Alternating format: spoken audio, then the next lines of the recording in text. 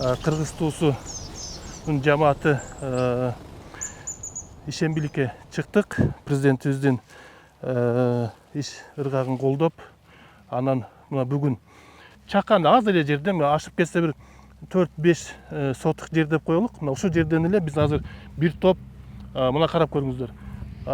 Таштанды таптык да. Эми таштандыларды карап отурсаңар, баягы эс алган эл келип, ичип, жеп, анан таштап коюп кете берет экен да. Бул эмнеликтин белгиси. Бул деген өзүбүздүн өлкөбүздү, өзүбүздүн эс алган жерибизди сыйлабагандык деп билсек болот да. Анткени мен ойлодум эле бул жерден биз азыраак эле таштанды тапсак керек деп. Мына азыр мени эч ким калп айтпайт, менин коллективим бардыгы көрүп таң калышты. Эми укмуштай көп. Могу окшогондорду таштап кете бергендер толтура экен.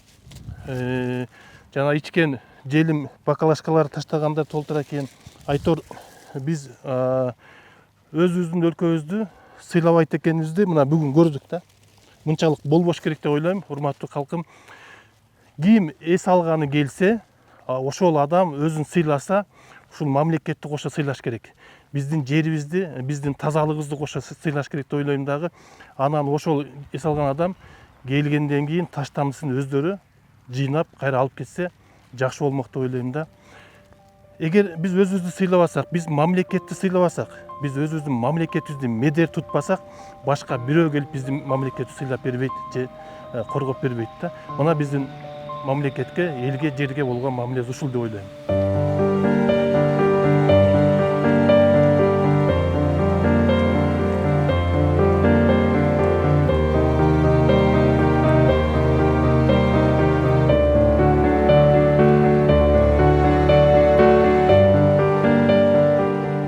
Ишембиликке чыгып бул жерде тазалап атабыз.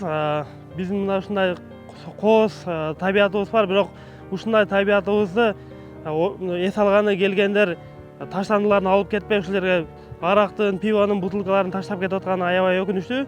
Мына мого окшогон унаалар менен келишет, эс алышат.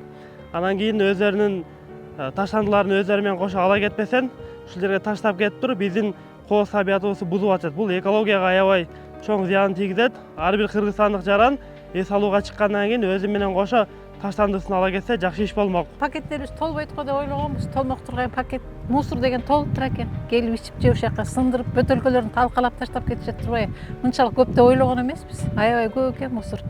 Биз канча толтуруп төгүп келдик пакеттерди, кайра эле толуп атат пакеттерибиз. 1 гектарга жетпеген эле жер го, кичинекей эле көрүнгөн. Ошол жерден эле ушунча көп мусорлорду ташып атабыз. Анан баарын кыдырсак, аябай билбейм канча бир машина мусор чыгат. Биз ушу ар бир жарандарга кайрылып кетет элек да, ушу ар бир өзүнүн мусору эс алып жатканда ушу ар кимиси өзүнүн жоопкерчилигин сезип, ушундай мусорлорду таштабастан өзүбүздүн мекенибизди сыйлап кичине тазараак алып, өздөрүнүн таштаган мусорлорун жыйнап кетсе, мынчалык мусор болбойт эле. Карачы, мусордун көптүгүнөн азыр кенедей жерден ушунча мусор чыгып атат. Бул бир күндүк эле жумуш болуп атат, күнүгө келсе бул жерден канча мусор чыгат эч ким билбейт да. Ооба, эс алганды билгенден кийин жыйнаганды да билиш керек да, артынан жыйнап кетиш керек да. Булар керек болсо монтип күйгүзүп туруп анан таштап салышканын кара, муну. Ооба, эми муну карап кой, мына. Бул эмне дегенди кийин?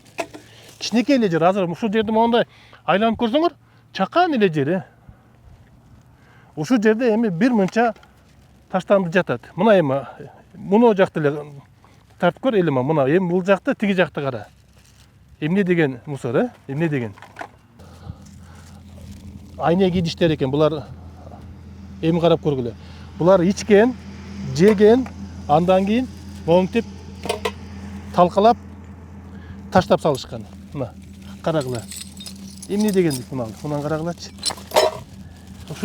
Ушундан көрө ичкенден, жегенден акырын өздөрүнүн баштыгына салып, алып барып таштанды чебекке салып коюшса жакшы болмок да. Сен таза болсоң, мен таза болсом, коом дагы таза болот дегендей, биз дагы ушу уже таштандыларды терип бүтүп, аябай көңүлүм түшүп турат. Анткени ушундай эс алуучу жайга келип алып эле ар кандай таштандыларды таштайт экен. Булар ким алат, кандай болот деген ойдору жок. ушуларды болсо жанына эле кичинекей пакет алып алып эле мусорларын эс алып бүткөндөн кийин салып алып кетсе абдан сонун болмок. Ошентип биз дагы мына жааматыбыз менен коллективибиз менен келип субботникти бүтүрдүк. Буюрса сиздер дагы ушундай суранычтардан кийин эч кандай таштанды таштабайт деп ойлойм. Кыргызстан дүйнөдөгү эң кооз өлкөлөрдүн бири деп айтсак болот да. Анткени башка өлкөдөн келген туристтер биздин жаратылышка абдан суктанышат. Бул чындык. Бирок биз өзүбүз ошол өзүбүздүн өлкөбүзгө суктана албайбыз да. Биз өзүбүздүн өлкөбүздү өзүбүз талкалаганды, чачканды, булгаганды, бузганды билебиз. Карап көрүңүздөр, эгерде башка өлкөлөрдөгү акыл эстүү адамдар Кыргызстанга келсе, биз кооз жерибизди көрсөтөлү деп барсак, ал жерде ушундай таштандылар жаткан болсо, бул биз үчүн уят иш да. Бирок биз уялабызбы? Маселе ошондо. Ой, байтиктин үстү басып өлтөк, мында келип жыргадым. Көркөмдүүдү жер турбайбы? Көркүн көрүп капырай көбөйөт түштөн ырларым. Экиштен бир иш эмеспи? Эринбестен мынакей 2 мүшөк таштанды, эринбестен жыйнадым. Айланайын Кыргыздай мындай жерге келгенде көңүл ачып жыргада. Анан таштанып минтип картылып артыңды такыр булгаба. Бүгүн биз Кыргыз туусу гезити атайын президенттин демилгесин, президенттин аракетин колдоп, биз дагы муну Кыргыздын бир жакшынакай тоосуна чыгып алып, таштандыларды тазалап отурабыз. Биз Кыргызстанда дайыма таштандыдан тазалап, дайыма Кыргызстан таза сактаганга аракет кылалы деген максат менен чыкканбыз. Ылайым биздин Кыргызстан таза, ылайым биздин Кыргызстан керемет кооз мамлекет болуп сакталышын каалайм. Бир дагы Кыргыздын жараны ушундай таштанды таштабасын деп тилейт элем. Анткени биз мына азыр 1 сааттын ичинде аз гана аймактын ичинде 30 сотуктун тегерегиндеги жерден эле бир мынча таштанды терип чыктык да. Муну көрүп алып туруп биз бүгүн зээнибиз кейип отурат да. Биз атайын демилге менен чыктык, ушинтип Кыргызстандын жеринде жакшынакай жерди таза сакташ үчүн таштандыдан арылалы деп, терели деген максат менен чыкканбыз. Ушул демилгени бүгүн биз Агартуу министрлигинин Кут билим гезитине эстафетаны өткөрүп берели деп атабыз. Мындан кийин Кут билим ушундай биздин демилгени колдоп, андан кийин Кут билим кийинки дагы бир мекемеге эстафетаны берсин деген тилекти кабыл алганбыз, ойлогонбуз. Анда эмесе бүгүн бизге ушул эстафетаны кабыл алыш үчүн Кут билим гезитинин редактору Майрамбек ага келип отурат. Майрамбек ага, көрдүңүз биздин иштегенибизди. Анан биз бүгүн сизге ушу эстафетаны тапшыралы. Эстафетада мындай: биринчи атайын мондой пакет даярдадык. Бул Кыргызстанды таза сактайлы деп. Ичинде моундай пакетибиз, андан кийин мынандай колгабыбыз бар да. Муну салабыз дагы. Майрамбек ага, мына сизге муну бердик. Рахмат. Экинчиси дагы жакшы жөрөлгөн менен, үмүт тилек менен биздин жакшынакай Наристе кызыбыз мына сүрөттү биз таштанды тергенче ушул сүрөттү тартты. Андан кийин биз ушул кооз Кыргызстандын жерин өлкөбүздү таза сактайлы деп жазып туруп, мына буну дагы Кут билимге берип атабыз. Мына. Рахмат. Бул дагы Наристенин тилеги биринчиден, экинчиден биздин Кыргыз жерибиздин кооз жери деп билелик. Биз Кыргыздын кооз жерин ушундай дайым таза сактайлы. Сөз сизде. Рахмат Кыргыз туусунун коллективине, жетекчилигине, жалпы эмгек жамаатына жакшы саамалыкты баштапсыздар. Бул эстафетанын өмүрү узун болот деп ойлойбуз. Улам бизди колдоп кете турган коомчулук бар. Буйрса. Мына биздин президентибиз деле өткөндө президентибиз баш болуп ошо таштандыларды жыйнап өзү деле айтпады. Мына бир алакандай эле жерден моундай бир мешок деп таштанды чогултуп мен бул уятта деп.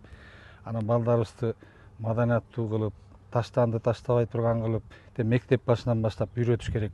баарыбыз ошондой таза Кыргызстанды куралы деп атпайбы, таза Кыргызстанды куруш үчүн баарыбыз таза болушубуз керек. Анан мына ошол президенттин демилгесин жалпы эл колдоп, ишембиликке жума сайын чыгып атышат. Негизи өзү биз Таштандыга да калган шаарлар, өлкөлөр бар. Биз көрүп жүрөбүз, анын аягы эмне менен бүткөн. Анан ошол экологияны сакташ үчүн биринчи ошол Таштандыдан башталат. Анан бүгүн эс алган жерине таштанды таштаса, эртең коомго анан кийин иштеген жерине таштанды таштаса, Таштандыга толуп кетиши мүмкүн. Ошон үчүн биздин мамлекеттин саясаты абдан жакшы болуп атат. Ошондуктан биз балдарыбызды өзүбүздү дагы таза улуттук мүнөз бүттүрүшүбүз керек. Таза улуттук мүнөз болуш керек. Биз ар кайсы айрым өлкөлөр бар да, мисалы техниканы жакшы жасаган дейт. Ошол сыяктуу чоң мындай өлкөлөрдүн катарына кирип, анан ошо таза өлкөлөрдүн катарына киришибиз үчүн өзүбүз да таза болуш керек. Могунча Таштандыга бүгүн да мен Кутбуллингездин атынан сиздерге бүгүн эртең менен эрте силер менен чогуу келип ишембиликиңерге катыштым. Бул эң чоң жакшы жумуш болду. Силердин ушул идеяны баштаганыңарга биз баштаганыңарды колдойбуз. Мындан ары таза Кыргызстан болсун. Рахмат. Мынча эми бир эки жылдан мындай таштандыды момундай жерден таппай калалы. таппай калалы. Элибиз таза болсун. Рахмат.